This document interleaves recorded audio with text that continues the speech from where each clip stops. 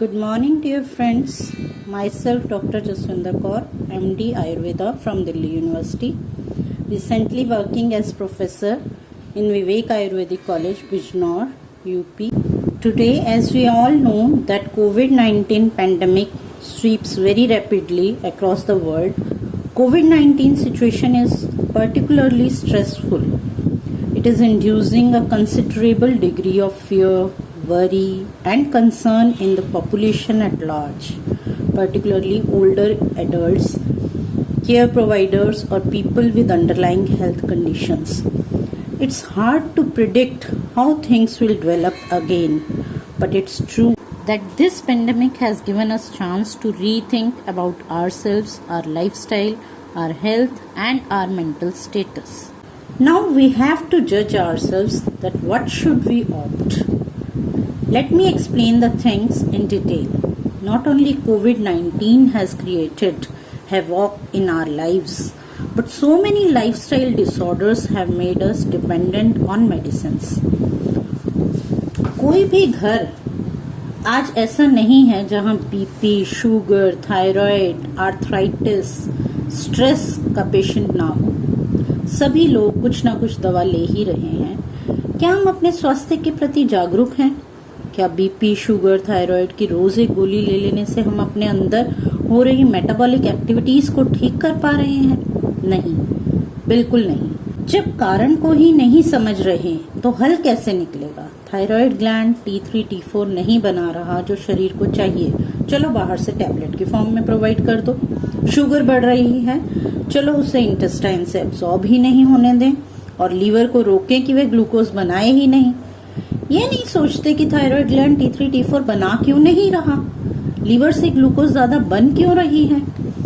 आज हम जो एक गोली लेकर अपनी बीमारी से लड़ रहे हैं ना, वास्तव में वह बीमारी पर रोग नहीं है, क्योंकि हमने उसके रूट कॉज को तो समझा ही नहीं. आज हम स्वास्थ्य नियमों को भूल गए हैं जो आयुर्वेद में समझाए गए हैं. It is just like making a trauma hospital and allowing the public to drive without caution as we have the solution. Is it the right approach? क्या हमें ट्रैफिक रूल्स को फॉलो नहीं करना चाहिए क्योंकि हमारे पास एक्सीडेंट के बाद उससे बचने के लिए सॉल्यूशन तैयार है? Drive without caution? नो, हमें फिर भी ट्रैफिक रूल्स को फॉलो करना होता है. Similarly, we can't neglect our daily routines related to our health just because we have the medicines to treat a disease. Modern medicine no doubt is good in managing disasters, but frankly speaking has a lot of side effects even if taken in proper dose and duration of treatment. Modern medicine on one hand is good in managing disasters, but on the other hand it is excellent in producing some another disaster. Very nice. In Ayurveda, our acharyas clearly said that जो औषधि एक व्याधि को समाप्त करने में तो सक्षम हो पर अन्य व्याधि को उत्पन्न कर दे, वह औषधि हो ही नहीं सकती. उसे मेडिसिन की डेफिनेशन ही नहीं दी जा सकती. आचार्य तो कहते हैं उसे मेडिसिन की डेफिनेशन ही नहीं दी जा सकती. अष्टांग हृदय में कहा गया, प्रयोगे शमेत व्याधि यो अन्यमुदीरेत न असौ विशुद्ध शुद्धस्तु शमेत यो न कोपेत. जो दूसरी किसी चीज को कुपित ना करे, दूसरे दोषों को कुपित ना करे, अपनी बीमारी को शांत करते हुए दूसरी किसी चीज को कुपित ना करे, उसी को हम औषधि कहते हैं. इस सिद्धांत के अनुसार तो मॉडर्न मेडिसिन में जितनी भी मेडिसिन हैं वो साइड इफेक्ट्स करती ही हैं, तो साइड इफेक्ट्स करते हुए अन्य व्याधि को उत्पन्न कर देती हैं. उन्हें हम मेडिसिन की श्रेणी में रख ही नहीं सकते, रखना ही नहीं चाहिए. कैल्शियम सप्लीमेंट्स लो तो रीनल स्टोन का खतरा, हाइपरटेंशन की मेडिसिन लो तो हाइपोटेंशन ना हो जाए, बीपी मॉनिटर करते रहना, डॉक्टर ऐसा बोलते हैं.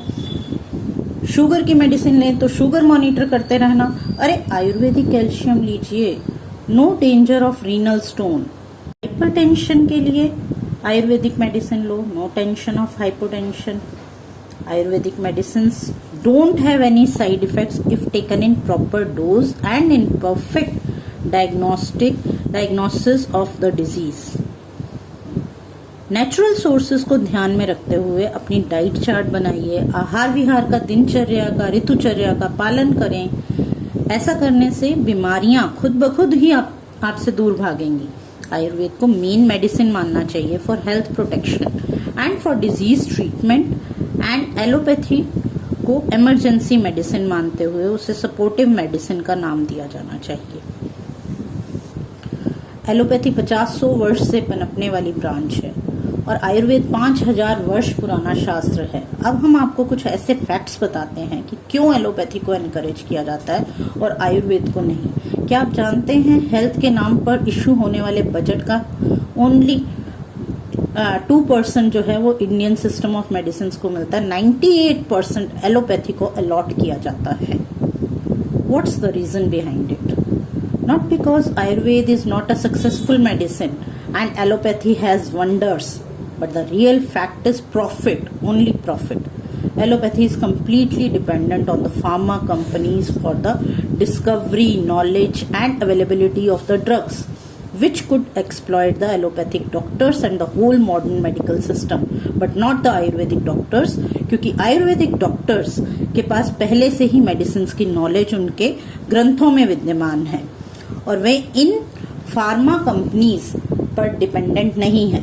अब होता क्या है, these pharma companies which I should say the businessman which are involved in research of a drug spend huge amount of money on marketing, जो कि रिसर्च में लगने वाले खर्च से कई गुना ज्यादा होता है। पहले उसे पेटेंट कर लिया जाता है और फिर उसे साइंटिफिक एंड एविडेंस बेस्ड का नाम दे दिया जाता है। कोई भी आयुर्वेदिक मेडिसिन जो हैं वो हर्बल मेडिसिन हैं, हर्ब्स हैं, तो उन आयुर्वेदिक हर्ब्स को पेटेंट नहीं किया जा सकता क्योंकि वे नेचुरल हैं और क्लासिकल फार्मुलेशंस हैं जो कि ग्रंथों में पहले से ही लिखी हैं। इसीलिए कोई कंपनी उन ड्रग्स पर प्रॉफिट ना होने के कारण इंटरेस्ट ही नहीं दिखाती और हमारा हेल्थ सिस्टम भी साइंटिफिक और एविडेंस बेस्ड शब्दों से इतना अधिक प्रभावित हो जाता है कि वो अपनी ड्रग्स को भूल गया है। तो अब शायद आप सबको ये क्लियर हो गया होगा कि क्यों आयुर्वेद को साइंस होते हुए भी साइंस नहीं कहा जा रहा। ये सब बहुत बड़े लेवल की गेम्स हैं, हमें उसमें नहीं उलझना चाहिए और स्वयं जागरूक होकर आयुर्वेद को अपनाना चाहिए, जो इतने वर्ष पहले ही हमारे ऋषि मुनियों ने कह दिया। उसको हमें समझना चाहिए कि उनमें कुछ इफेक्ट्स हैं, वो मेडिसिन इफेक्टिव हैं और उन्हीं को हमें उन हर्ब्स को लेने में बिल्कुल भी पीछे नहीं हटना चाहिए। All research and clinical trials in modern medicine are in the hands of profit-oriented companies only. When money will become the primary aim, corruption will be there. Definitely corruption will be there. It's no longer possible to believe much on the clinical researches published. सब पैसे का खेल है। तो क्या आप जानते हैं आयुर्वेद प्रकृति से प्रेम करने की चिकित्सा पद्धति है। It is said to be holistic approach to health. Ayurveda के 2 प्रयोजन या मोटिव्स हैं। व्यक्ति अगर स्वस्थ हो तो उसे उसके स्वास्थ्य को कैसे मेंटेन करना है, जैसे दिनचर्या और ऋतुचर्या, दैट इज पूरे दिन में हमें क्या क्या करना चाहिए, क्या खाना है, क्या पीना है, किस प्रकार के कार्य करने चाहिए, सीजन्स के अकॉर्डिंग क्या खाना चाहिए, सीजन चेंज होने के समय क्या करना चाहिए, जिसे ऋतु संधि कहते हैं। Ayurveda gives us a disease free state of body, happiness of mind and realization of ourselves, जैसे कि मोक्ष कहते हैं। डिजास्टर की मैनेजमेंट करने पर इतना खर्चा किया जाता है तो डिजास्टर आए ही ना, इस पर खर्च क्यों नहीं? क्या दोनों साइंस को 50-50% बजट अलॉट नहीं होना चाहिए? मॉडर्न मेडिसिन में रोग भी रहेगा, रोगी भी रहेगा और दवा भी चलती रहेगी। जीवन भर खाते रहो थायराइड की दवाई, शुगर की दवाई, बीपी की दवाई। आयुर्वेदा फॉलो कीजिए, सभी बीमारियां 3 से 6 महीने में स्वयं ही जड़ से खत्म हो जाएंगी। पर हम आलसी भी तो कम नहीं हैं, क्योंकि आयुर्वेद तो पूरा रूटीन ही ठीक करने को कहेगा और वो तो हम करेंगे नहीं। रात को देर से भी सोएंगे, सुबह देर से भी उठेंगे। योग, प्राणायाम, जॉगिंग, सादा सात्विक भोजन, ये सब अपने बस की बात नहीं है ना। अरे जब आसान तरीका है दवाई खाओ, गाड़ी चलाओ, तो क्या जरूरत है आयुर्वेद की? पर नहीं, जरूरत है, बिल्कुल जरूरत है, क्योंकि लाइफस्टाइल ठीक ना रखने से हम एक नहीं अनेकों बीमारियों को अपने शरीर में जगह देते हैं, अपने शरीर में जगह देते हैं उनको रहने के लिए। एलोपैथी कारण मानती है बैक्टीरिया, वायरस, फंगस और एनी अदर पैथोजन को इन्फेक्शियस बीमारियों का, और चल पड़ती है उसके against antibiotics, antivirals, antifungal medicine और वैक्सीन ढूंढने। पर यह नहीं सोचते कि किसी भी बीमारी के मूल 3 कारण होते हैं: agent, host and environment. Agent यानी कि बैक्टीरिया, वायरस, फंगस, कोई भी पैथोजन जो एंटर करता है। होस्ट यानी ह्यूमन बॉडी, हमारी बॉडी के अंदर जो एंटर किया पैथोजन। एनवायरनमेंट यानी सैनिटरी कंडीशंस होना जो आपकी सेहत के लिए ठीक रहे। अब होता क्या है, जब एंटीबायोटिक्स, एंटीवायरस, एंटीफंगल या वैक्सीन्स बनती हैं तो host agent that is bacteria, virus, fungus अपने आप को और स्ट्रॉन्ग कर लेते हैं। आपने सुना होगा ड्रग रेजिस्टेंट हो गई है इस पैथोजन पे, इस बैक्टीरिया पे, इस वायरस पे, अब जो है काम नहीं कर रही है, अब दूसरी कोई एंटीबायोटिक दीजिए। इसीलिए नई नई एंटीबायोटिक्स, एंटीवायरल्स, एंटीफंगल्स बनती हैं, क्योंकि पुरानी ड्रग उस नई जनरेशन के पैथोजन पर, जो कि अब नई पीढ़ी का स्ट्रॉन्ग बच्चा है, काम नहीं करती। नया पैथोजन तो उस पुरानी दवाई को बड़ी ही आसानी से मात देकर ह्यूमन बॉडी में इन्फेक्शन करता है, जिसकी की इम्यूनिटी भी कम हो चुकी होती है। कब तक नई नई दवाइयों का आविष्कार करते रहेंगे और इन पैथोजन्स जो कि आयुर्वेद में राक्षस कहे गए हैं, इनसे लड़ने के लिए दवाइयों पर आश्रित रहेंगे? क्यों ना स्वयं को ही इतना स्ट्रांग करें कि इन राक्षसों से लड़ सकें, क्योंकि ये पैथोजन्स तो आते रहेंगे और ये लड़ाई चलती रहेगी। कलयुगी इंसान बहुत ही नाजुक हो गया है, या यूं कहिए कि कर दिया गया है by consuming harmful chemical drugs for the whole life. हमें हेल्थ पे फोकस करना चाहिए, ना कि डिजीज पे, क्योंकि हेल्थ सर्वदा रहने वाली है, डिजीज तो आएगी और चली जाएगी। Our government should have main focus on maintaining health, क्योंकि यही एक रास्ता है किसी भी देश के डिजीज लोड को कम करने का। और Indian system of medical science ही एक ऐसी साइंस है जो स्वस्थ व्यक्ति के स्वास्थ्य की रक्षा करती है, जो लाइफस्टाइल को करेक्ट करती है, जो रूट कॉज को पहचानती है और उसे ट्रीट करती है, जिसके हार्मफुल साइड इफेक्ट्स नहीं हैं, जिसका main M real welfare of the society है। आयुर्वेद के अनुसार जो व्यक्ति दिनचर्या, ऋतुचर्या, स्वस्थ एवं सदवृत का पालन करता है वह 100 वर्ष की आयु को प्राप्त होता है बिना बीमारी के। सदवृत का अर्थ होता है सदाचार, moral values, honesty. No other pathy promises it. कोई और पैथी ऐसा नहीं हमें प्रॉमिस करती है। आज लोगों को क्या समझ आ रहा है कि जो मर्जी खाओ, जब मर्जी खाओ, रॉन्ग कॉम्बिनेशंस में खाओ, जो कि आयुर्वेद में विरुद्ध आहार कहे गए हैं, जैसे दूध के साथ खट्टी चीजें या नमक, रात को चावल, दही एक्सेट्रा। फिजिकल एक्सरसाइज करो या ना करो, दवाई लेंगे ठीक हो जाएंगे। जब मर्जी सो, जब मर्जी उठो, सदवृत का पालन करें ना करें उसका हेल्थ से कोई लेना देना नहीं है। लेना देना है, बिल्कुल लेना देना है। मानसिक स्थितियों का शारीरिक रोगों को उभारने में बहुत बड़ा हाथ होता है। क्या आप जानते हैं कि किसी भी डिजीज का जो कॉज है वो एलोपैथी में सबसे पहले जर्म्स को माना गया था, फिर धीरे धीरे जो है इसमें एडवांसमेंट हुई और ये कहा गया कि interaction between germs, host and environment, यानी कि एजेंट, होस्ट एंड एनवायरनमेंट, जो कि आयुर्वेद के अकॉर्डिंग पहले ही मैंने आपको बताया कि 3 मूल कारण ये हैं। तो इन्होंने भी आयुर्वेद को मान लिया। इडियोपैथिक कहा गया। इडियोपैथिक यानी कि कारण नहीं पता। अब अगर आपको कारण ही नहीं पता तो क्या ठीक करोगे? सिर्फ आप सिम्टम्स को ठीक किए जा रहे हो और क्या। इएट्रोजेनिक कहा गया कि इएट्रोजेनिक होती हैं, यानी कि मतलब ट्रीटमेंट से या हॉस्पिटल एक्वायर्ड डिजीजेस या ट्रीटमेंट करने से जो डिजीज नई एक पैदा हो गई, जिसको कि मैंने पहले ही कहा कि आयुर्वेद में कहा गया कि ऐसा कोई इलाज की श्रेणी में रखना ही नहीं चाहिए जिससे दूसरी कोई व्याधि उत्पन्न हो जाए। जेनेटिक्स एक कहा गया कारण, ठीक है, नो डाउट जेनेटिक्स है। लाइफस्टाइल डिसऑर्डर्स को भी आज उन्होंने इसमें ले लिया, जो कि आयुर्वेद ने कई साल पहले ही कहा कि लाइफस्टाइल जो है वो अपना बना के रखें। आज वो जो है डेस्टिनी को भी मानने लग गए हैं।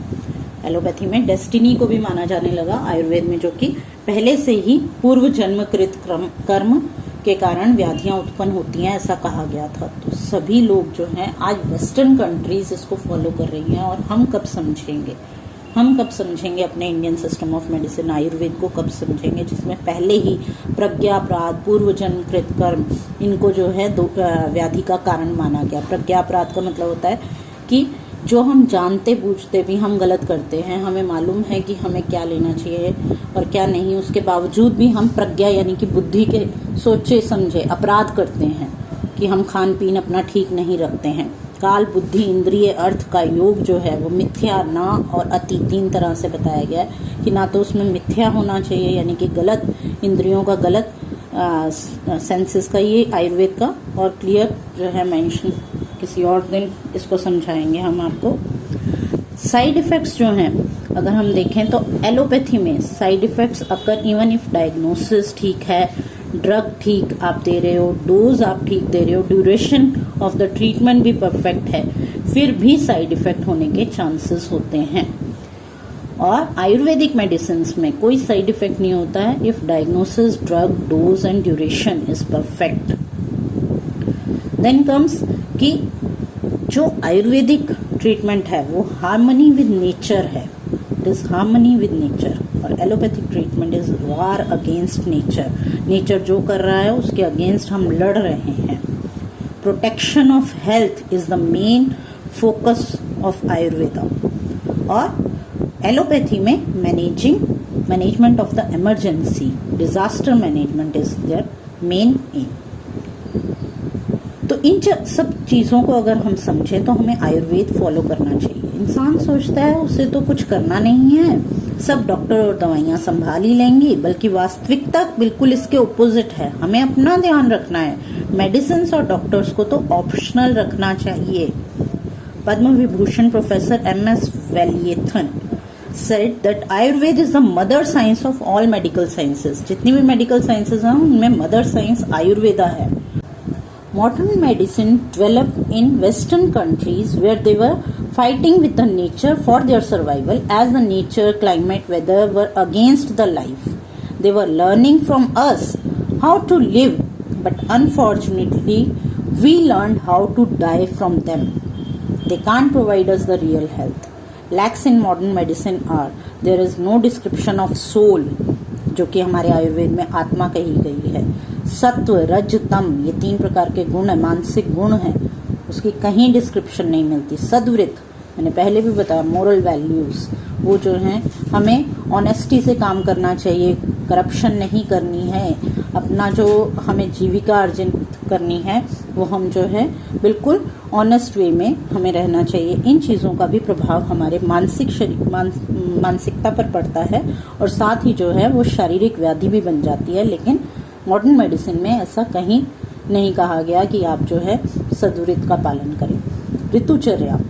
ऋतुचर्या का ध्यान रखना है। दिनचर्या, अधारणीय वेगों का वर्णन किया गया है कि किन वेगों को हमें धारण नहीं करना चाहिए। प्रज्ञा अपराध का वर्णन किया गया है, अधर्म का वर्णन किया गया है, पुनर्जन्म का वर्णन किया गया है। ये सब मॉडर्न मेडिसिन में नहीं बताया गया है। Modern medicine accepted are bhasmas. अब मॉडर्न मेडिसिन ने आज भस्म को एक्सेप्ट कर लिया है एज नैनो टेक्नोलॉजी। डेस्टिनी को मान लिया है कि पूर्व जन्मकृत कर्म कुछ होते हैं। लाइफस्टाइल डिसऑर्डर्स को मान रही है। When Western countries are accepting ISM, Ayurveda, so when would we be awake? हम कब जागेंगे?